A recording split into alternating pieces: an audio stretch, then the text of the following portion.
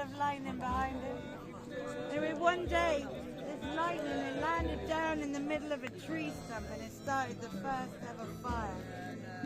Now Bear, he was the leader of the tribe at the time, the chief. Have you ever heard of that? There were some animals at the time. There was land here and water and more land where this tree stump was, where the first fire started. But Bear, he saw this fire and he thought, wow, we need this fire, A, to warm us, B, to be able to cook on, to be able to see so much more. So who here has the power to retrieve this fire for us? He thought, you know what, before I offer it out to the powwow, the circle, everybody's equal, nobody at the front or the back. Before I offer it out, I am Bear, the sign of courage. I will be the first one to go and find this fire. So he went across the water and he got to where the fire was in this tree stump. And he'd had a bit much to eat. He just went for it, bam, in the tree stump. And he got all fat, stuck in there and covered in all that black and that soot and everything. He thought, you know what, forget this. There's someone here that's better than this. And so he went back across the water. Nobody could recognize him because he was a white bear. But he turned into Black Bear with all the soot and everything. He said, I'm Black Bear, you know, I'm your chief. But the fire, it burned me with this soot and everything. That's what I look like now. So we called another circle, another powwow of everybody included. And he said, who here has the power to retrieve this fire for us? So the next voice to pop up was Crow. Crow's black now, but once used to have the most beautiful rainbow feathers. And there was the most beautiful singing voice. He thought, yes, Crow, with the power of beauty, you go and receive this for us. So Crow, he flew across the water and he got to where the tree stump was and he just went full in with the beat, you know, dong, in there. Breathed in all that smoke and everything. He doesn't sound the same anymore. He still sings after being sent with the medicine man. He got covered in all that black and that soot and everything. And when he flew back home, everyone said, who are you? He said, I'm Crow, but I went into that fire and it covered me in black and this is the voice that I have now. So Bear, he sent him off with the medicine man. He's okay, he still sings today. However, who was going to bring the fire now? So Bear called this powwow once more. So who here has the power to receive this fire for us so that we may be warm, may we see, we may cook? The next little voice to come up was Owl. He thought, you know, maybe I'm in the bird family, I could do it. So he went across where the water was to this fire in this tree stump.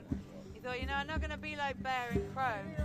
I'm going to look in the knots that are in the tree stump around there and see what I can see first. When he looked, bang, crack, his eyes went wide open. He's got like PTSD all the time now. You know, he'll only come out at night because he's afraid of that big ball of fire up in the sky. He thought, forget this. He went home. They said, Ow, what happened to you? No, you're the sign of the bringer of life and death. He said, well, I looked through that little knot and bang, crack, and look at me now, I'm stuck like this. So they sent him off with the medicine man and they pulled another powwow, another circle. They said, well, who here has the power to retrieve this fire for us? The next one to pop up was Raccoon. He said, yes, Raccoon, with the power of tricksiness, you go and receive this fire for us. And Raccoon, he went over there. He went over the water to where the tree stump was, where the fire was. He thought, you know, I've been watching these others and I'm going to be like them. I'm going to hang my tail in to the fire and see if I can pick up a little ember off the bottom. Anyway, where he's hung his tail in, the fire went all the way up his tail, and those lines that you see on Raccoon are the lines that were inside of that tree. Woo! He'd drop out and he went to the water, psh, put that tail out. Whoa, the relief. He's trickster, man. Now does he not go back with the fire? So he goes back and he looks through those knots same way Owl did, and bang, crack, psh, it's in his eyes. He wears that mask still today. But anyway, he thought, you know what, forget this. He went back across the water and he went back to everyone and they said, who are you? And he said, well, I'm Raccoon, but you know, the fire did this to me. bear sent him off with the medicine man for the healing. He's all right now. He still gets up to mischief. So anyway, he called this circle once again, this powwow. So who here has the power to receive this fire for us? This little voice came forward. Me, me. He said, who are you? I can't even see you. Step forward. This little water spider, it stepped forward. He said, me, me. He said, what you, water spider? What do you think you can do? We've had bear with the sign of courage. We've had crow with the sign of beauty. We've had owl with the bringer of life and death. We've had raccoon with the power of tricks in it. What do you think you, little water spider, can do? He said, just let me try, let me try. So it turned out he was a pretty dandy swimmer. He went across that water in no time. He got to where that fire was. He thought, you know what? I may be small, but I'm still here. I may not be heard, but I've been watching. I'm not going to follow the same path as everyone else. I'm going to spend some time here with the earth.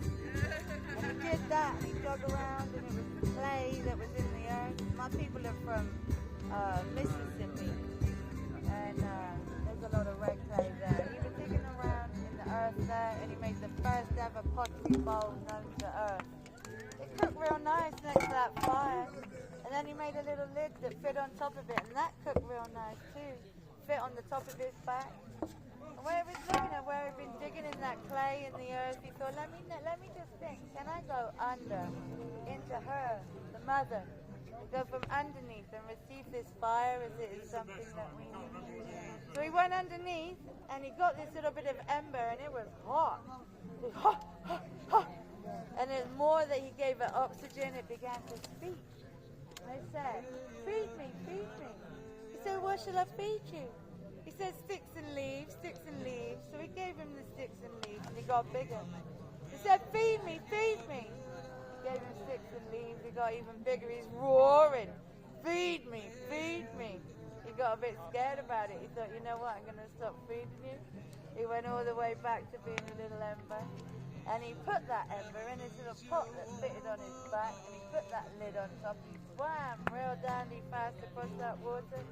When he got to the other side, Bear was waiting. He said, little water spider, got the fire, have you? He said, hang on, hang on. He got this pot off his back. He lifted off that lid. Sure enough, in there was that ember. He knew what to do. Blew it, he gave it the air, the light, he fed it. And up it rose to be this big, massive, roaring fire. Bear was a bit intimidated by this. He said, little water spider, let me call it one more powwow. We had one more circle so that he could remind everybody, no matter how small you may feel, no matter how unheard your voices may be, you have the power to change a whole nation of people. Now, where I was born on reservation in Oklahoma, people, red. We carried that first fire from 11,000 years ago on a staff. And every night we stuck that into the ground, Chief Tata. And every way it leads was the way that Jehovah, that fire in the sky, was calling, and the one who calls was telling us to stand. One day when it stood up straight, Chief Chata decided to call it Oklahoma. I don't know if you've ever heard of Oklahoma, but my people, they come from Mississippi originally. My granny was on the Trail of Tears, the relocation program. We resettled in Oklahoma, and there today, I will go back in October for powwow, see my granddad. There today, we have this fire that is burning still from that day to remind you, no matter whether people can hear your voice, no matter how small you may feel, you each have the power to change a whole nation of people. Yakoki, thank you for hearing my story.